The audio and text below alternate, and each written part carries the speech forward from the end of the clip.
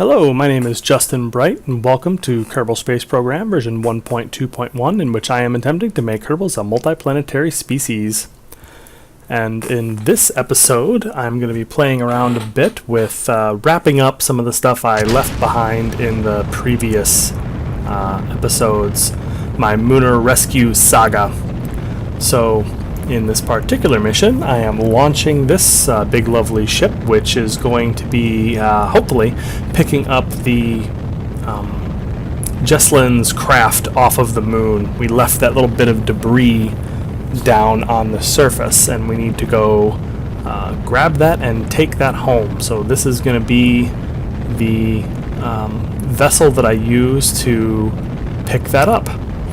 And I believe I should also be able to do some refueling of the rescue craft. So I'm going to rescue the rescue craft as well, and that hopefully is going to be able to get that home. So what I'm using here is I'm using a pretty standard stage for me. This is kind of a booster that I use a lot. I don't do a whole lot of actually saving craft files and sub-assemblies for my boosters. I pretty much build things to order for every one of my vessels, but this design is pretty common for me. What I have here is I have one mainsail powered stage and then two slightly bigger mainsail powered stages as boosters on the outside, and those feed fuel to the inside, which is asparagus staging, I suppose. I'm not sure if it counts as asparagus at this small scale, but they feed fuel inwards, and then they get kicked off, and then there will be 3, 2, 1. There we go. And then it leaves me with a full core stage that is still just above 1.0 thrust to weight ratio. So moving forward, we kick that stage off, and you'll see that we are actually pretty much in orbit at this point already. So really quite efficient, and then a skipper stage that we use to get ourselves circularized and start making our transition over to the moon. And here we are at the moon. You'll notice I'm moving pretty quickly through this because a lot of this stuff is stuff I've done and shown you guys over and over again, so it's nothing new, nothing all that exciting, but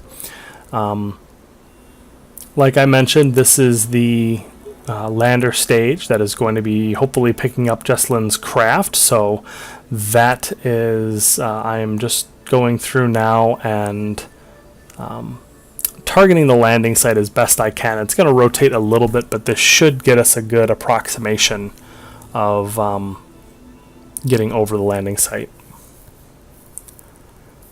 And then here we are making that burn and getting ourselves down, separating this out so that it's just the actual bit that I'm going to be using as a lander craft.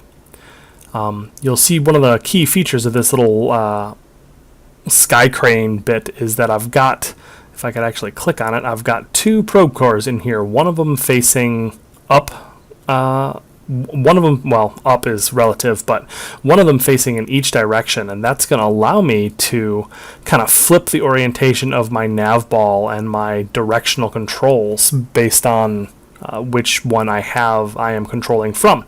So that allows me to put the what was the nose down as the bottom of the craft as I engage the thud upper stages and get the claw ready to roll.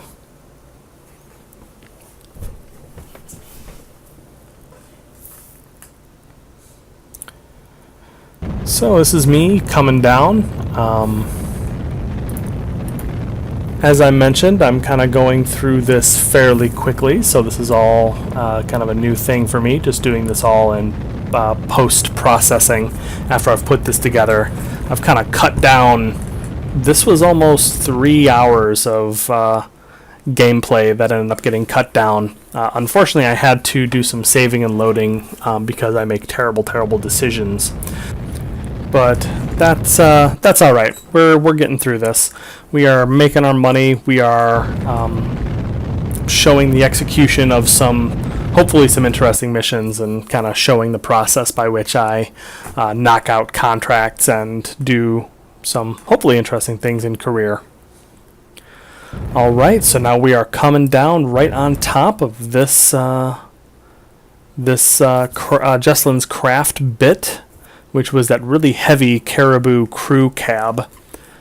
So this was just a huge pain getting this to come down just right, and also not launching that thing into the air when it loads into physics range. But after a little bit of dancing, bop, gotcha. And oh gosh, I'm really not sure what ended up happening here, but I think that the control from got super wonky, so it ended up just flipping out as I was trying to just desperately keep this from smashing back into the lunar surface. Oh, come on. I'm frantically trying to grab a hold of that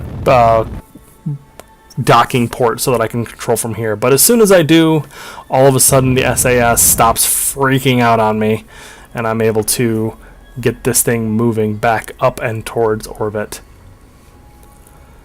The next mission being to go meet straight up with the Kerbal rescue craft. We're going to bring the whole thing together and then have them depart. Not quite together, but they need to meet up first so that I can transfer fuel over to the Kerbal rescue craft before anything goes home. I always try to squeeze things into as few missions as possible, even when that's really not the best way to do things. Oh dear. Yeah, this thing's very wiggly as it thrusts. This thing has a pretty hefty kick, and I think I had to play with the auto strut for a while to get this to not just waggle about madly. But you see, we're getting there pretty nicely. Now that I'm starting to run out of fuel, and oh dear, look at that! I have completely run out of fuel, actually. So I think my rescue mission is going to need a rescue mission. Sigh. And this is what I get for trying to do things. Trying to do things all at once and combining a whole bunch of missions at the same time. You'll just notice all of a sudden, well, I'm completely out of fuel. I'm completely out of any ability to make these things meet up. So let's just get my inclination as low as possible and set myself up as best I can for the rescue missions, rescue missions, rescue mission. All right, and speak of the devil, here is the rescue mission, rescue mission, rescue mission. This is just a big orange tank with a bunch of RCS, some Didymus thrusters. I think that's from Space Y, and a Poodle engine, all set up to bring a ton of fuel that it's not actually going to need out to the various bits that are in orbit around the moon. See, we're getting a little bit closer, and Jeb, Bob, and Jai seem to be returning to duty. There's some weirdness as things enter and exit physics range when with life support. And oh dear, ooh, that was a bit close. All right, so you all remember the lovely Kerbal rescue craft. So I'm coming in to dock with that. Flip on the docking port alignment indicator with much thanks to Navy Fish for that brilliant piece of engineering. I really find this just so much better. I don't know what it is. I think it's just having the velocity markers and the that green crosshair on there makes it just so much easier for me to figure out what I'm trying to do and how I can cancel relative velocities and get myself docked in a rather expedient manner. So if you have any trouble with docking, I just cannot recommend this this mod enough. This is as close as it comes to an absolute must-have for me.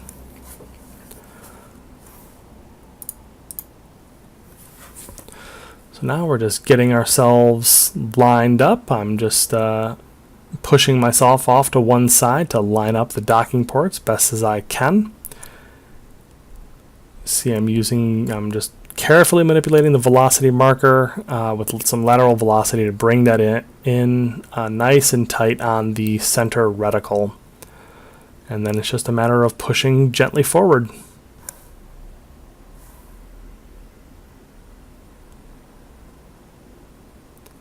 Gently, I said.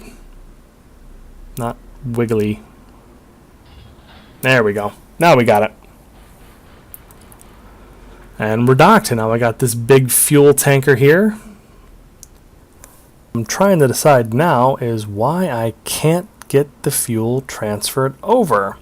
So this is a problem that I encountered on several occasions back during the previous episodes, where I just wasn't able to transfer fuel, and I spend some time looking at different things, trying to figure it out if there's any enable or disable crossfeed toggles that I have in the wrong setting, or if it's the docking ports maybe. Is there, what could possibly be the issue of why I can't transfer fuel down? And I never really found a good explanation, but I think I'm willing to put my money that it's that fairing base that is causing me all this trouble.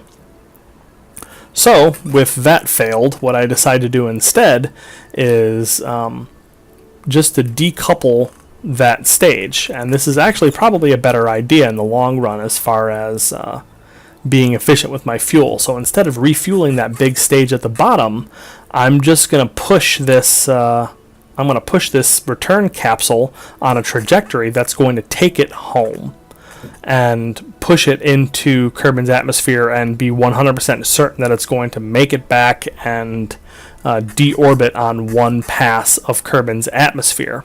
And because this tanker is going to have so much fuel, I should be able to then cancel that orbit, like cancel that extra velocity, get back down and rendezvous with the other thing that I need, and carry on with the mission as if I hadn't, just been in an escape trajectory out of the moon's SOI. And so here we go. We're commencing that burn, nice and efficient because the Poodle is just an amazing engine. It's a bit of a long burn, but that's no big deal. You'll see I have over here on the right in the vessel tab, I have over 2,000 meters per second of delta V, which you only need something like 300 or so, 400 to get out of the moon's SOI and back into an orbit around Kerbin that is going to take you home. So you see I have about a 9-kilometer periapsis, which I raise a little bit because that's a little bit of a dicey return trajectory. But 300 or 400 meters per second is plenty to actually get home, so this is going to have way more than enough to accomplish the rest of its objectives. So now I just undock, and we leave the Kerbal rescue craft, this little bit here, on its own with no power of its own, no engine, no fuel, no way to change anything about its trajectory, and just kind of hope for the best. So you'll see here I've got about a 14.5 kilometer periapsis, so now I'm going to just set an alarm to let me know when I'm getting pretty close to the periapsis. So I just kind of throw a maneuver node down, and we'll plan on warping to that so that I don't miss that, because that is definitely not something I want to miss. I think at this altitude I'm going to it would just disappear. Whoops! And then I smack the return capsule like it's a wiffle ball. And moving right along to the meetup of the tanker and the Sky Crane craft, so we get those all nicely connected. And we just got one more return. But first, now that those are connected and safe in an orbit, it's time to take this down. So now you're finally going to see what that little orange ring is around there, and hopefully that's not going to be completely useless or anything. Spoilers. But we warp down So we get into a close approach to the atmosphere, and trajectories tells us that we are going to, in fact, re-enter and land. We're coming in at about 3 kilometers per second, but this thing is hopefully stable enough that SAS is going to hold it. Oh, goodness gracious. Whoa, oh gosh, it's so close to burning up, and I'm really not sure why. It's not holding itself completely stable, I think, is the big problem, but like the lander can and the package of noms is having a really hard time with this. So, but it seems to have settled down into an aerodynamically stable position. It's actually kind of a lifting trajectory, I guess, or a lifting reentry, we'll call it. Definitely deliberate and not a completely accidental flaw in my design. But it seems to be coming down fine. We don't actually burn anything up, so nothing explodes or anything, which is very, very nice. I'm pretty happy about that because we have 4 Kerbals trying to get home in this vessel. Alright, shedding velocity, and now you'll notice I only have 2 parachutes on here. So that turns out to be a little bit more problematic than I had anticipated when I first dropped this craft, because you'll notice if you look in the vessel pane on the right that this thing still weighs 13 tons. After I shed the heat shield, it's still 12 tons. So that's not great.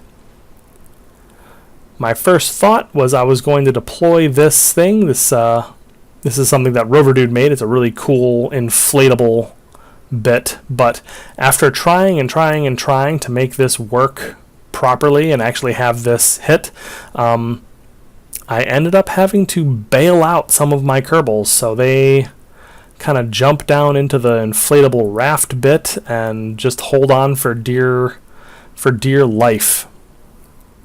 Because unfortunately, when this thing touches the water, sploosh, it disintegrates.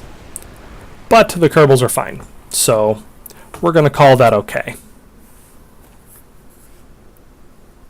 And there's the useless life ring kind of flailing about. And here we go. Now we're coming back with the other, with all this hardware that I want to land.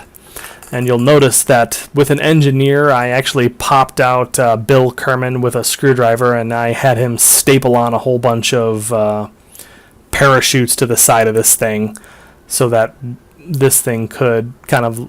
My idea was it would then land and be kind of nice, the way that it kind of lands all on one side, and it should come down in a nice easy configuration for it to, land on its side.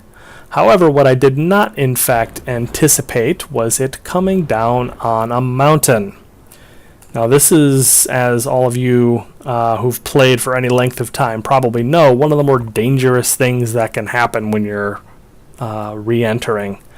Is you had a nice, safe re-entry, you had a successful mission in orbit, and then you have a capsule come down on some mountains, and all of a sudden, you are looking very likely that you're going to go tumbling down a hill. To your doom, more likely than not. So this thing is coming down pretty quick, even with these parachutes. If you look in the right, this thing is a 25-ton chunk of hardware that I'm trying to land.